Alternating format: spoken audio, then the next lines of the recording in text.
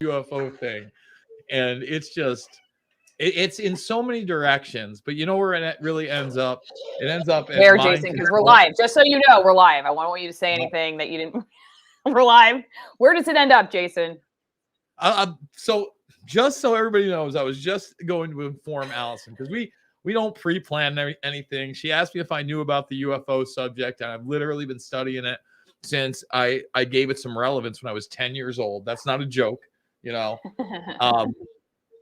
And the bottom line is it ends up in mind control, genetic and bioengineering, classified technologies, aircraft, propulsion systems, weapon systems, and ultimately transhumanism. And it really has little to nothing to do with space aliens from beyond. Mm-hmm. Okay, I was gonna guess, even though I don't really know a whole lot about transhumanism, and my kids are attacking each other right now. I was gonna guess that you were gonna say it was gonna go there. Maybe before we get into that. I just want to say that, like, everything I said right for me, there is, I guess. Yes, yeah. I'm telling people right now, everything leads to this because once you understand the fact that there has been this kind of narrative out there for a very long time that everything to do with that phenomenon or unexplained phenomenon gets thrown into this category, and it's a wheelhouse for different things, which I'm going to show you. It really leads in that direction.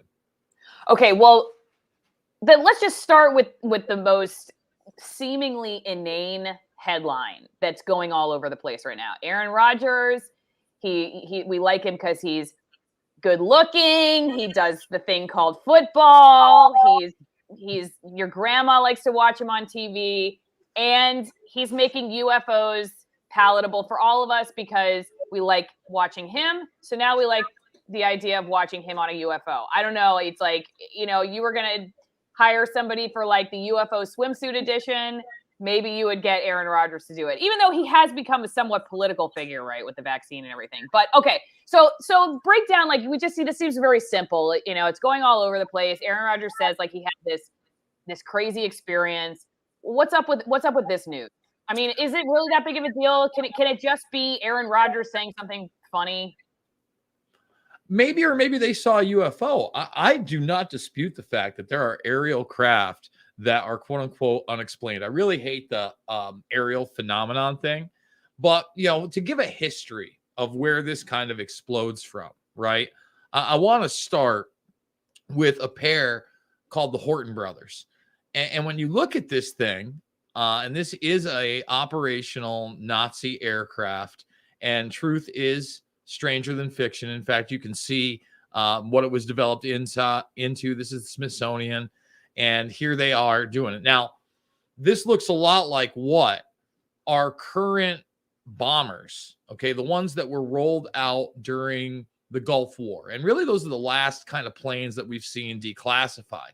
Now, what they don't tell you about these Horton brothers here is that the United States, after the Nazi program and Operation Paperclip, you know, this actually comes a little after Paperclip because they need to find these guys because the Russians got them. A lot of people that miss what was going on in Paperclip is that, number one, a lot of the unidentified aerial phenomenon that exploded during World War II. Weird.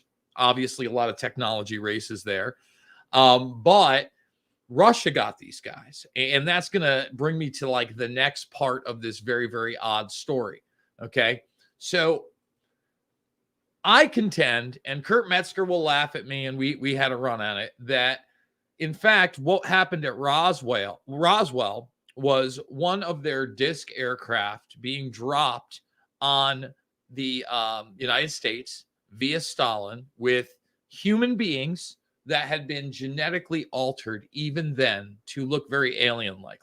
So we have to understand the Nazis were doing a lot of human experimentation. And even the Japanese, with their biochemical warfare program, were doing a lot of experimentation. So this basically comes from an insider that worked at Area 51 through Annie Jacobson's book. And I give it a lot of credence because the excuse for why the United States didn't say anything is, number one, they wanted to garner the technology, but number two, they were also experimenting on human beings in a similar way. So bringing it back to the Horton brothers that supposedly developed that disc that is the Roswell disc and the humanoids or aliens that were found there. Now, where did those come from? Those come from Mengele, according to her book. So okay, and real fast, I just want everyone to know Jason has been looking into this since he was 10. I forgot to say that at the beginning, okay? Normal thing for a 10-year-old to be looking into, but if you doubt the fact that you may say, I think everything he's saying is nuts, but you cannot say he hasn't done the research, all right? He has done the research. Allison, I've listened to it all, and I'll talk about some of the other nuttier things, and we'll even go back to when I was 10 years old. I know that this is going to be a shorter one than usual, but I've got a ton of info on it. So Stalin supposedly gets Mengele, and you got to remember, even the Nuremberg trials, like 160 people, under 200 were charged, like 30 something got off, but 160 Nazis, that was nothing. In contrast to that, when Jacobson ends up writing her book, Operation Paperclip, the United States alone has 600 million, not thousands, 600 million documents that are still classified on Paperclip. That's a big deal. That's a lot of technology that was hidden, especially with aircraft and weapon systems, bar none. So the United States goes into a program called Operation Harass, and guess what? They get the Horton brothers. So that kind of brings us into modern times, black programs and propulsion systems.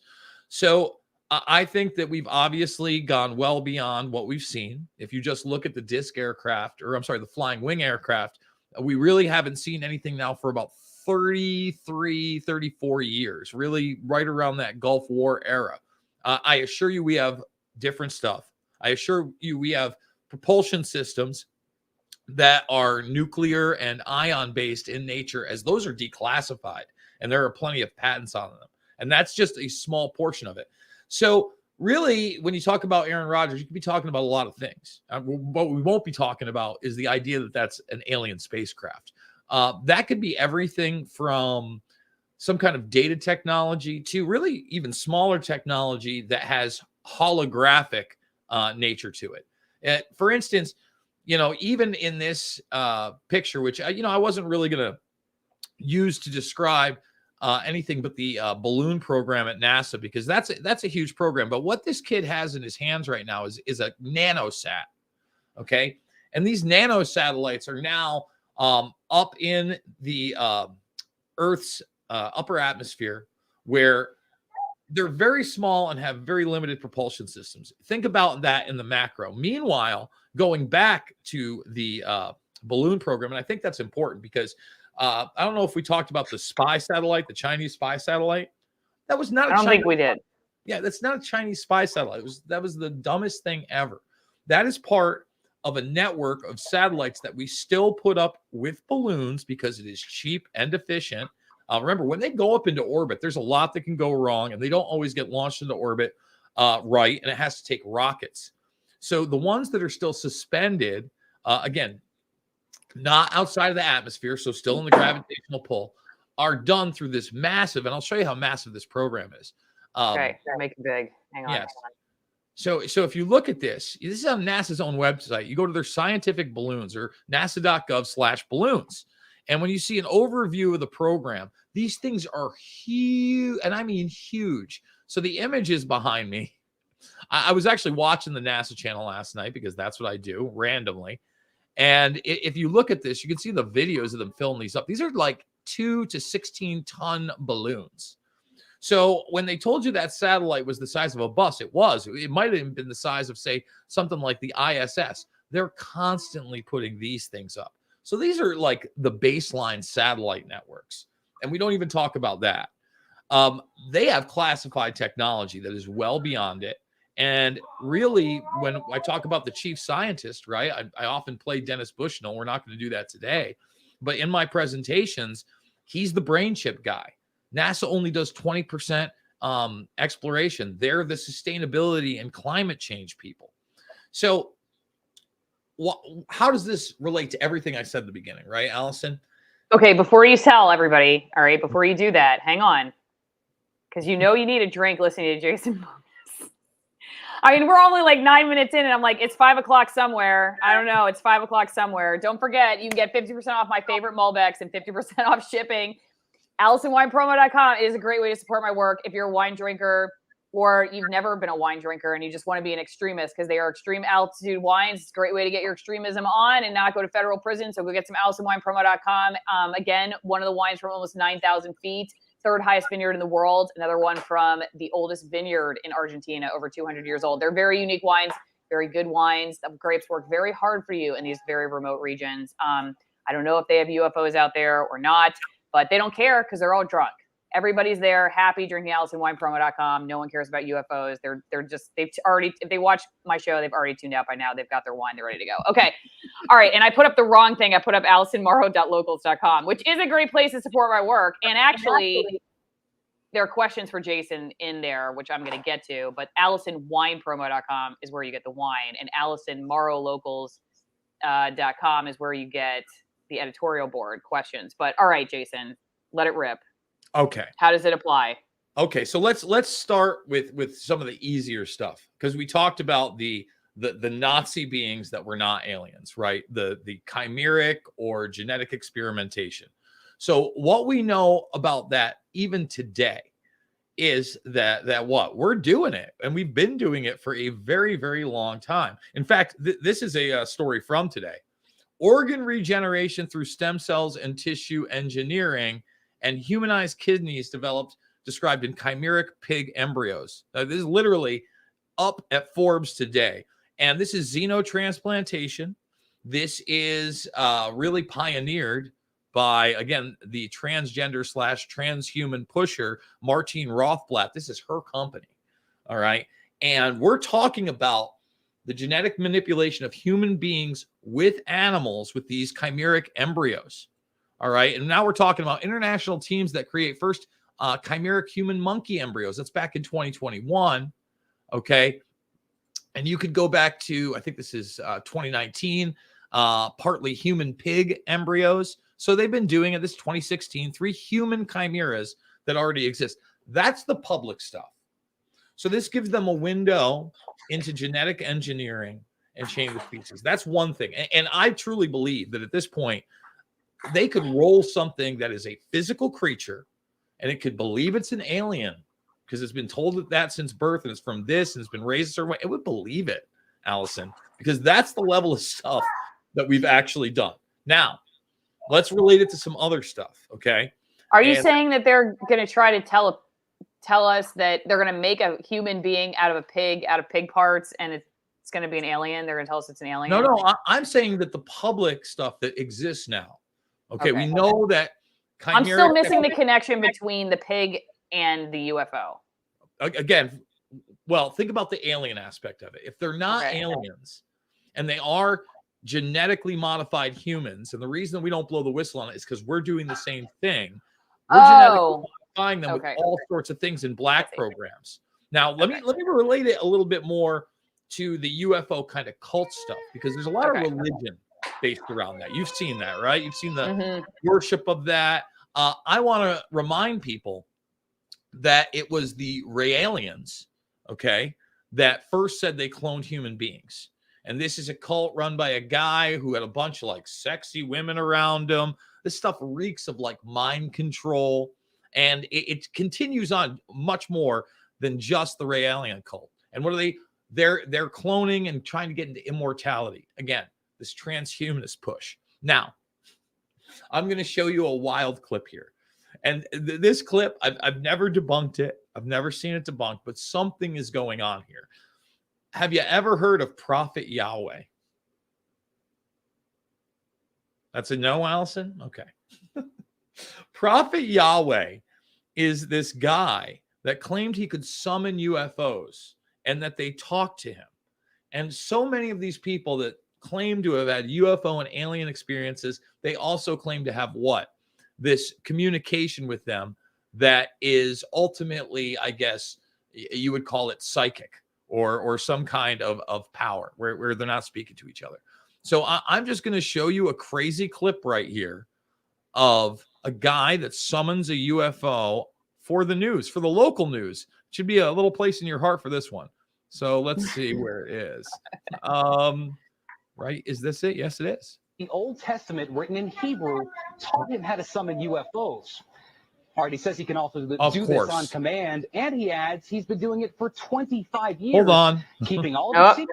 Pause. We got it. Okay. They're just sitting right up there. We met up with Prophet Yahweh, seer of Yahweh, at Doolittle Park off Lake Mead.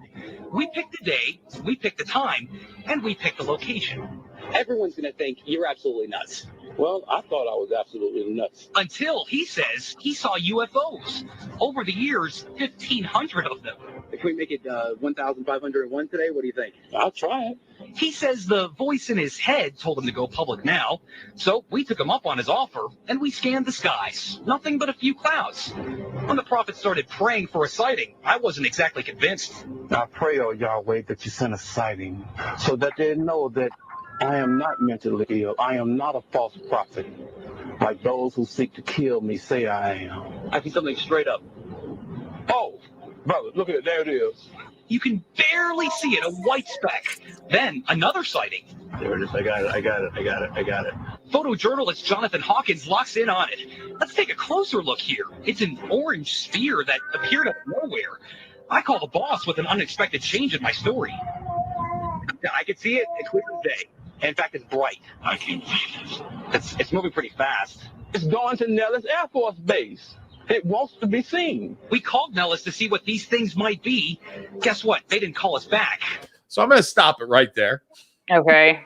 Now think about what you just watched. There's so many. Okay. things.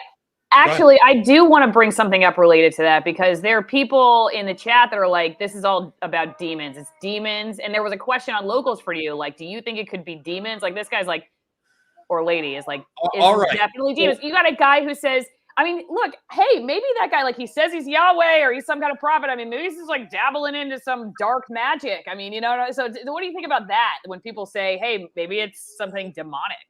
So, first of all, I just want to say this, Allison. I have always told people that, and I am this, I am a truly agnostic person. Okay. I don't know what to believe. I've also, you know, I grew up very religious as well, Christian religion. I've looked at a lot of them.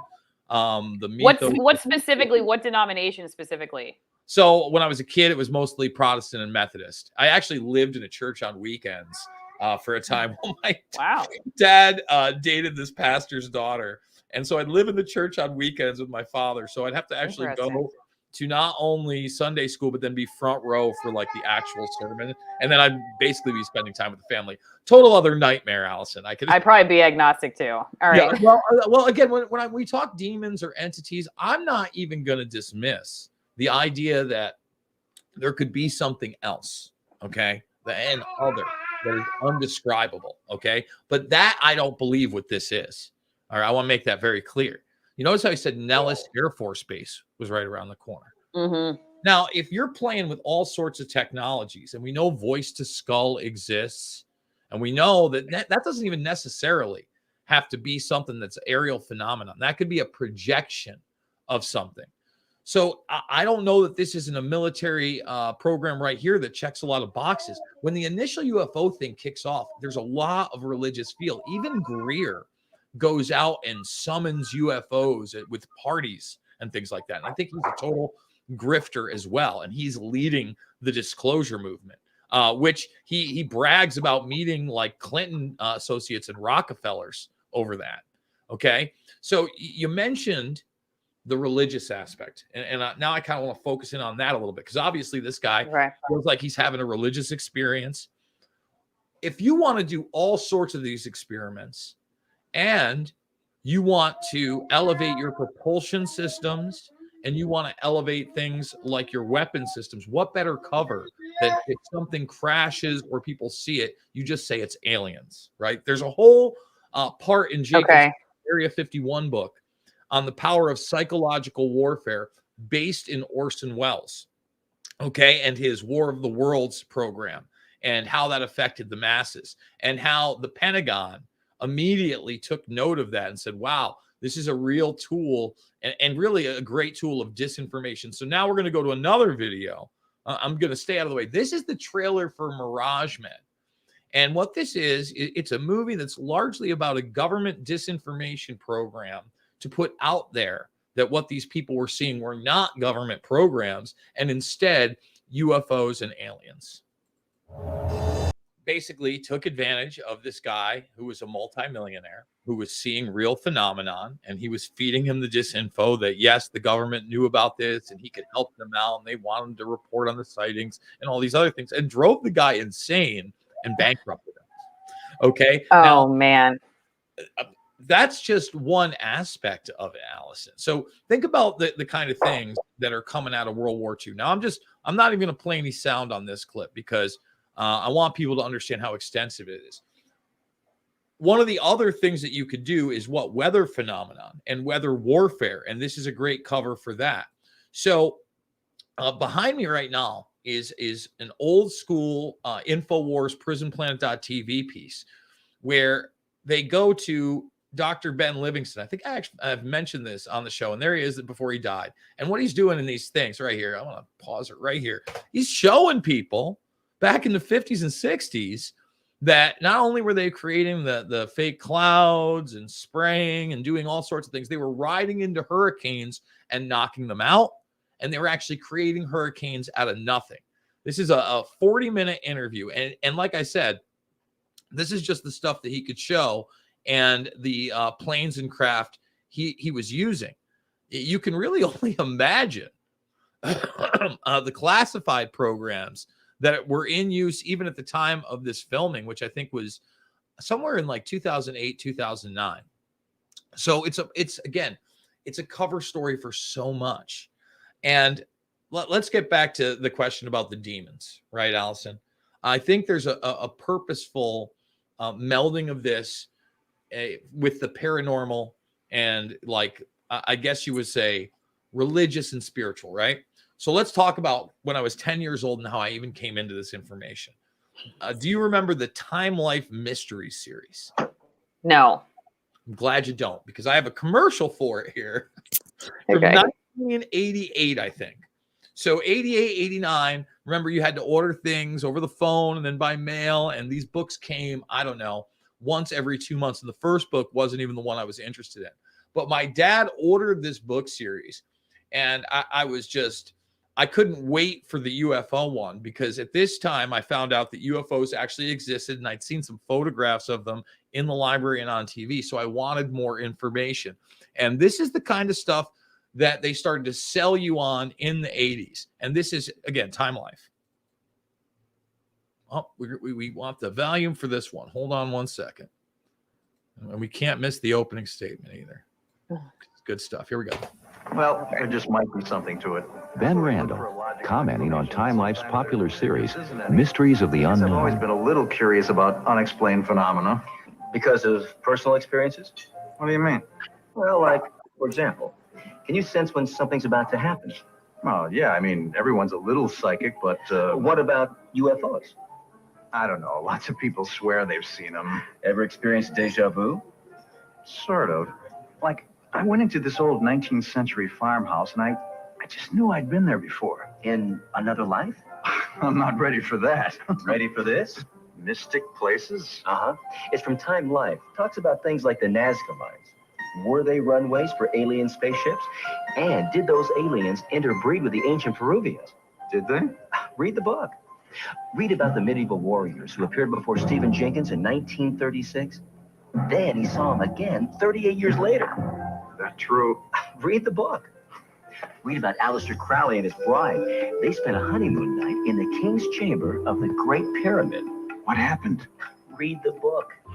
Read about Cyrus Teeth's belief that people live in the center of the earth. Admiral Byrd looked into it. Know what he found? I know. Read the book. Read Mystic Places. It's yours free for 10 days. If you keep it, other volumes will follow, one about every other month. You'll receive psychic powers, followed by psychic voyages and phantom encounters.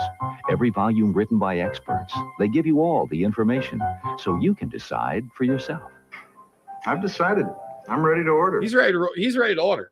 Now, think about all the subjects they went over. Now, they got me with the Mystic Places stuff because right then They incorporate what? UFOs and aliens, ancient societies, like I said, interbreeding with humans. But then you watch that, and what else they talk about? They talk about the occult and Aleister Crowley, psychic powers, reincarnation, very spiritual stuff. And it's all melded together. And really that comes out of kind of the popular New Age movement that was born out of this. So I just think there's so much misinfo and disinfo surrounding it. I've never seen any hard evidence, Allison, of actual alien bodies. I have read through an unbelievable amount of documentation. In fact, when the internet first came out, one of the first things I did was I went and I read the fabled Magic 12 or Majestic 12 documents.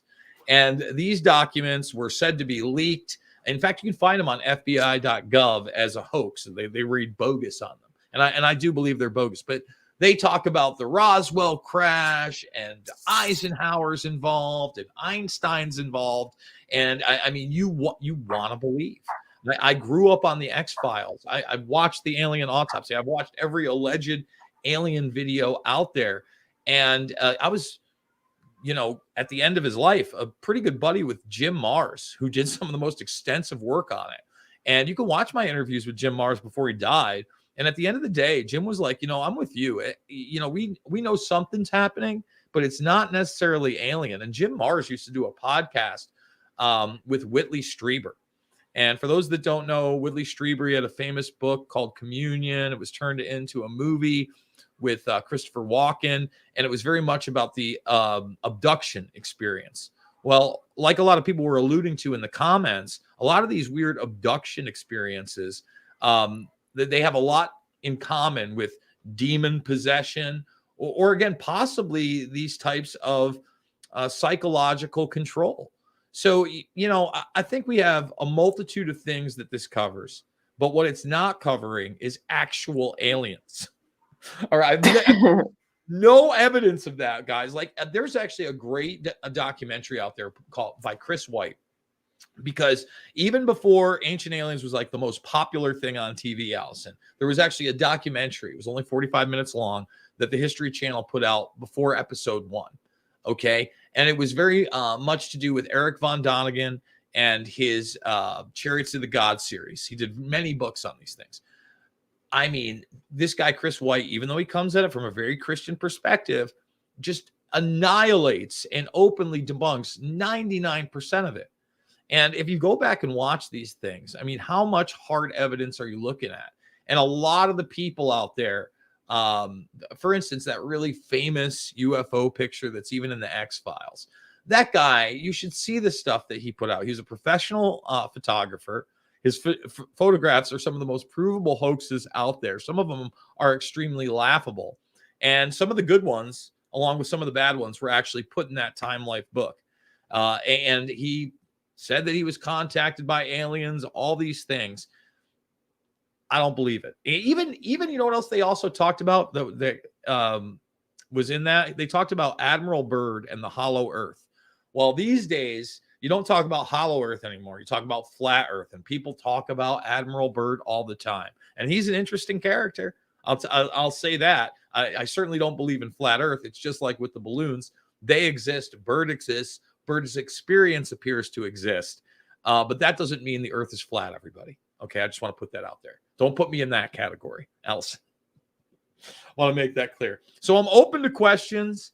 Yeah, I was going to say I have like people in my audience that really want me to do a Flat Earth interview. And there are people I have reached out to, and we'll see. I don't know enough about it to have like an intelligent conversation about it, like to give the other perspective. Mm-hmm. So I don't know, maybe you could come on and then we could, because I would like to learn about it, but I think I would get more out of it to hear the different sides of it versus just one side. But I don't know. Maybe I've never had a super debate with a Flat Earther. Flat Earth Dave has been on like the Union of the Unwanted when I've been on there. And, obviously I don't take that position. The thing is, here's the problem. A lot of their stuff goes into how NASA fakes things. Guess what? NASA fakes things. They fake a lot. Yeah.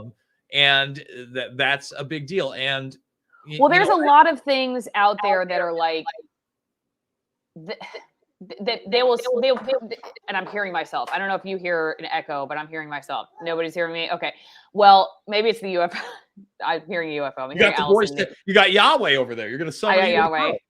Well, like with a lot of like alternative ideas about mainstream topics, there are many arguments that are like, well, they haven't proven this, or this has never been this, or we've never seen that. But it's like, okay, but then you guys show me your proof.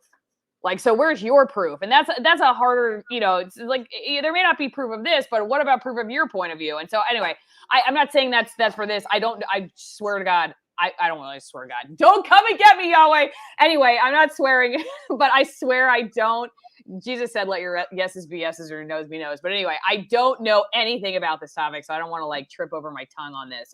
But again, I do have people that really want me to tackle that. But Jason, let me like steer you past flat Earth for a second, because this is an article that it was like a couple of months ago. Whistleblower tells Congress the U.S. is concealing multi-decade program that captures UFOs. We've been seeing tons of these headlines. And over on Locals, that was one of the questions, was like, why now? I mean, okay. A lot of the stuff you've been talking about has been around for a long time. Why is this, if there is like a leak or like disinformation that's specifically being inserted into the narrative, why now? Well, look at that guy, David Grush. I know that they acted like, everybody acted like they were discrediting when people put out his mental health history. He's a manic guy. He has no firsthand knowledge whatsoever of seeing an alien, being around alien technology. That's not real. He doesn't even claim that. He claims to talk to the same kind of whistleblowers. Richard Doty, the guy we just saw in that Mirage Man, was telling people that he saw aliens. He still does, by the way. After all that, he says, yeah, I was a disinfo guy, but I really saw an alien body. And some people still believe Doty. If you look into Grush's claims, there's absolutely nothing new. He's part of this very shady UAP program. Now, I know Jeremy Corbell is very much behind this, and Jeremy Corbell repopularized Robert Lazar's story. And by the way, I believe Lazar that he worked at Area 51 in a, I think it's S something, another base there. But if you listen to Lazar's story, before he gets to any technology, one of the things that they prep him with is the idea that the technology he's about to work with is alien. He reads papers that say that these beings come from the Zeta Reticuli star system, et cetera, et cetera. And I think that's important because he acts as though that they didn't have an effect, and he was completely dismissive of it. And he thought that they were running a test on him, whether or not he would tell information. But then when he actually messed with the technology, he wanted to believe that. I would contest no matter what technology he was indeed messing with, it doesn't necessarily mean it was alien based. Okay. Even if it was found on Earth, like they told him, and it wasn't like a crashed or retrieved aircraft from another nation state or another power structure. We don't know where that came from. We don't know if that's ancient human technology. We just don't know. So I think that we're interjected with this storyline. And if you think about it, Allison, I know that the grays are the popular ones, but they're just kind of the flavor of the moment. Remember David Icke, God love him. And I mean that. I really like David Icke, and I'm glad for what he does. But he went with the Anunnaki story, which was Sitchin, and then, basically shape-shifting lizard people. I don't believe in those either. I haven't seen zero evidence for shape-shifting reptilians running the earth. But it runs the gamut, right? Because it's this unknown, and it's this explain all, and you can interconnect it with other ancient cultures. And I always argue this: we don't really know how to read ancient glyphs. We can't be sure. I barely speak English well. I certainly don't have the knowledge to decode things from languages that are long gone and civilizations that haven't been around. I think there is an interesting conversation to be had, though. I don't really want to have it right now because I'm about to lose control of my show with my kids, and I want to get you back to the questions. But anything that I look at it this way. If there's something that takes hold, we should also ask, like, why do we want to believe in something like this? Like, what is the human condition, or what is it about us that we latch onto this? Like, anything that becomes something that lots of people like obsess over, or it hits somehow. It's hitting for a reason. Listen, it's the new religion. You listen, think yeah, about it. I mean, that's true. I mean, think about this. Our parents, their generation, before even television, what were they listening to? Buck Rogers, and we're going to go to the stars. And even before NASA and rockets, there's always been this man's dream of looking up to the sky. That's number one, right? Whether that be a religious experience or looking for something else, looking for meaning or life. Now look at the entertainment that's been pushed, especially in our generation and during the Spielberg era. But even before that, you know what I'm talking about? You can go through every single generation, and it's been popularized, and we're going to travel the stars, and we're going to colonize in these aliens. I mean, look at Star Wars. Easier to believe in aliens than a corrupt government. That's kind of true. In fact, you know what? I wanted to make that point. It is September 7th, about 4 days away from the 9/11 anniversary, and we're sitting here, we're talking about aliens. And not that Joe Biden is so feeble-minded that they're not even going to roll him out anywhere at the 9/11 anniversary. And the fact that I have him on tape talking about meeting with one of the money men behind 9/11 in D.C. after the fact, who wired $100,000 to ODYSEE, and literally laughing in Luke's face and saying, "Get a life." That's the kind of guy we have. So we're talking about aliens, which is, I get it. But think about that. We're talking about that. And the guy in office met with one of the money men behind 9/11 and laughed. Well, we're technically talking about why they're talking about aliens. Well, that's exactly right. I wouldn't be talking about aliens if they weren't talking about it, but I wanted to give a different perspective than what people are reading in the news. And God love you for it. I'm all for it. I'm just pointing out that, again, we're almost at the 9/11, all of our foreign and domestic policy, all of why everybody's being called domestic terrorist, Homeland Security, NDAA, Patriot Act, fusion centers, you name it, all from that event. The guy who's sitting in office and can't speak and is a total puppet was a mid-level crime boss back in the day during 9/11 and actually met with the money men and helped craft the war on terror. Big deal. Well, that's a good reason to think why it's all getting I don't know. It's coming out right now. Anyway, well, okay. Anything of substance. Jason, aliens are good. Aliens are great for business. They grab they're bipartisan. They're bipartisan.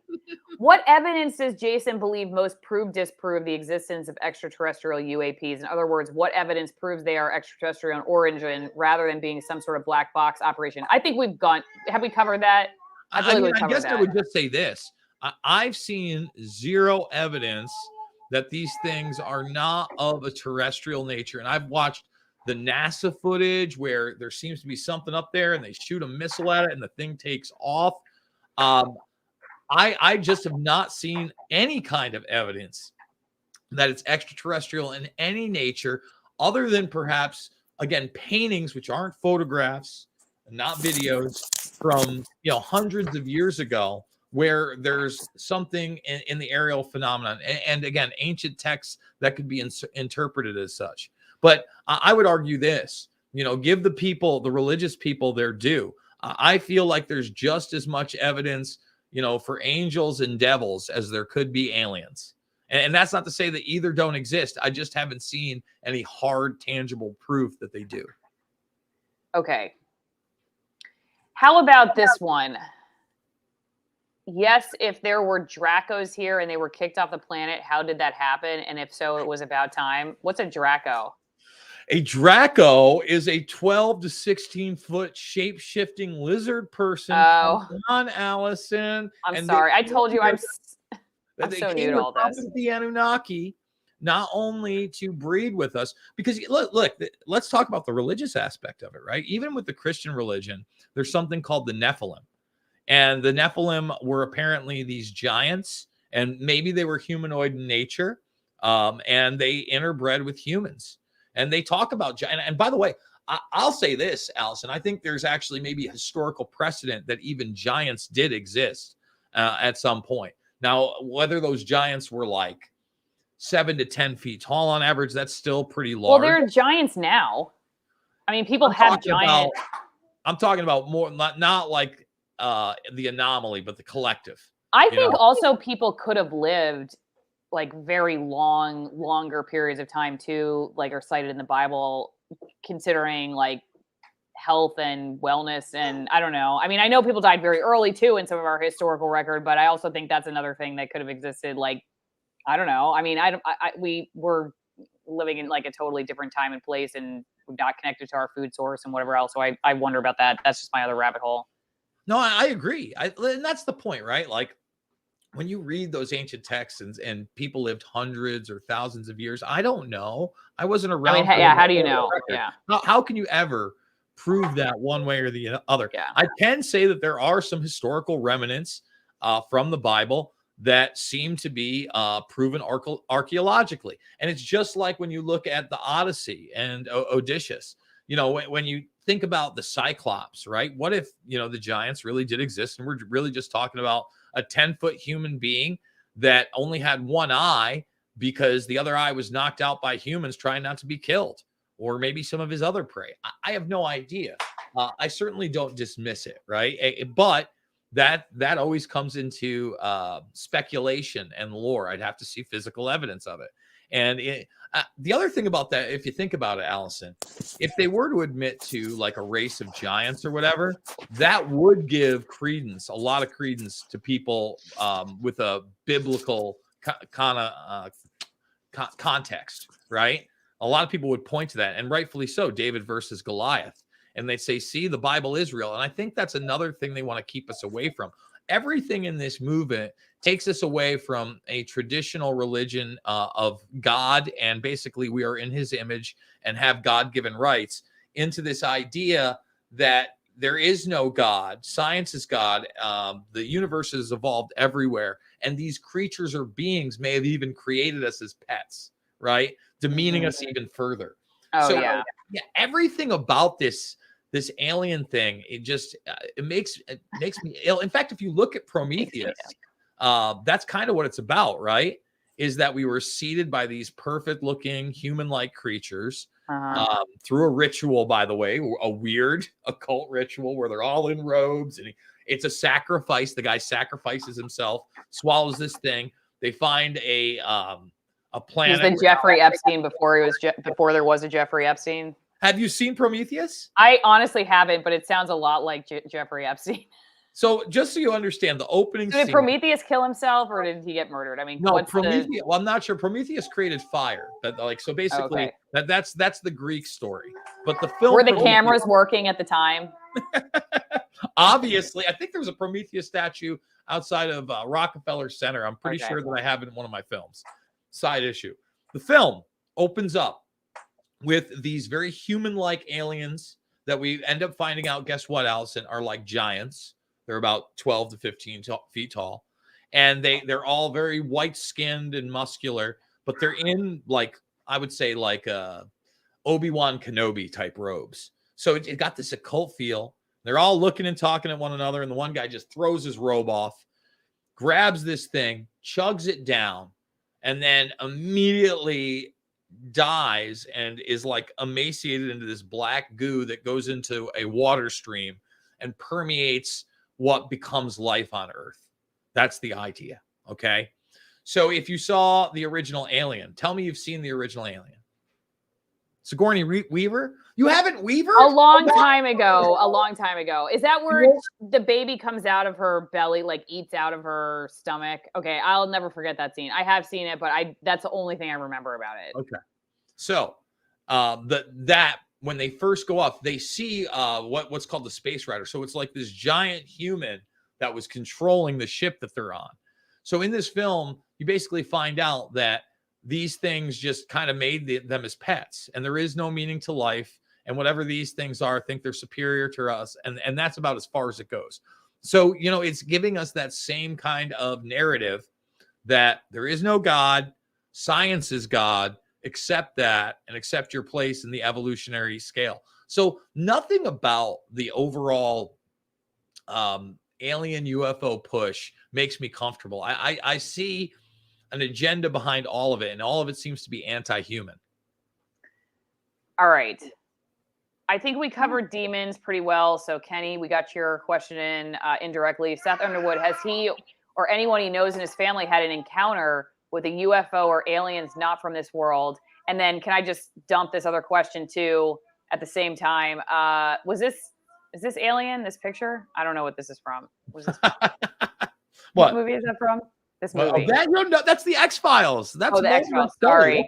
You, Allison. I was hanging out with my horse, like obviously way too often when I was a kid. I watched that religiously, by the way. Like I watched that show like you wouldn't believe. Again, that was one of those things that maybe even drove me into it. It's a smart show. Okay, so do you have any? So the one question was personal experience or family personal experience with UFOs, and then the final one: why do aliens travel thousands of light years to probe people's butts? And then we'll wrap the show. Well, obviously, our butts are the best. That's why. I mean, human butts are the best. Question to answer. I'll say this about the family thing. My uncle, he's no longer with us, and I never thought my uncle was crazy, and I have no idea whether he was pulling my leg or not. But he claimed to have a wild abduction experience. I'll just say that.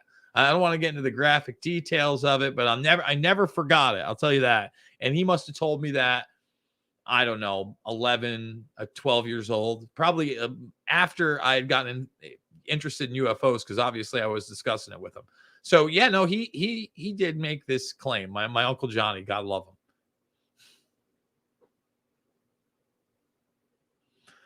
Allison Morrow is probably parenting right now, and I totally understand that. Guys, when kids are running around, it's tough. See, that's like real world problems, and they got people worried about aliens. I'm not worried about aliens. You shouldn't be worried about aliens. And if they roll out aliens, again, I would be very, very skeptical if they weren't genetically modified creatures and creations. Yeah, do I have another video? I do. While I'm up here. Another big thing, we talk about mind to skull technology and telekinesis. I just want to show people, like on a commercial level, several years ago, this person, this is somebody just showing you one of the things you can actually buy to control things with your mind. That it's not a brain chip or anything like that. This headset can actually read my mind. Okay, so maybe that's a slight oversimplification / exaggeration. What it actually does is record the voltage fluctuations emitted by my brain via 14 electrodes in different areas. This technology is called electroencephalography, or EEG for short. You may have seen this in popular works of science fiction, but I assure you it's very real. This particular headset is by a company called Emotive, and I've actually had this for quite some time. I utilized it in my high school science fair right before COVID hit, where I aimed to create a brain-computer interface capable of controlling artificial muscles, which I also attempted to fabricate. Quite the ambitious goal, which I admittedly was too inexperienced to carry the project as far as I wanted to. But the reason he's doing it with the involuntary muscles, I played this TED Talk where somebody was like a venture capitalist and really able to do it, where you can use those type of devices. Those are non-invasive human brain interfaces, or brain computer interfaces that can control drones and all sorts of other things. So like telekinesis to a certain level has already been done with technology. And the other thing about that is that, look at it, it uses saline, literally salt water as a conduit, literally nature. So I think there's a lot of untapped aspects about nature as well, Allison. Hey, I changed a diaper while you were talking, so thanks for stretching. It was a blowout. It required immediate attention. It's funny that I asked the question about the butts, the probing the butts and everything, and I had to do a diaper change. So you can't. It's not funny. That's the law of attraction. See, the universe is weird too, guys. Like that's the other thing. I totally believe in the weird universe. We do kind of. Have you ever read the Gateway Process document, Allison? No. It's a good one. So that's published by the CIA of a CIA program with the military. But it goes into a study they did at length, and you can take it for what it's worth. But it basically lays out the idea of kind of not only the law of attraction, but that it's our thoughts that create the physical reality around us. And it's not our physical reality and the perception of that reality that's actually doing it. So, yeah, that's a very short and stinted synopsis of that paper, but a must read. Okay. And it sounds like your child needs a must hug. On that note, yeah, we're gonna wrap. Jason, it's always a pleasure. I learned so much when I'm actually able to pay attention, which Okay. I was You for have a most great of the day. time. Well, thank you. I was All for right. most of it, and just All right. until this last 3 minutes. So, yes, can you hear it? I told you I was running. I told you I was. The show is about to We be got it taken in over. 50 minutes. It's pretty good. Pretty good for a 3-year-old and a 1-year-old.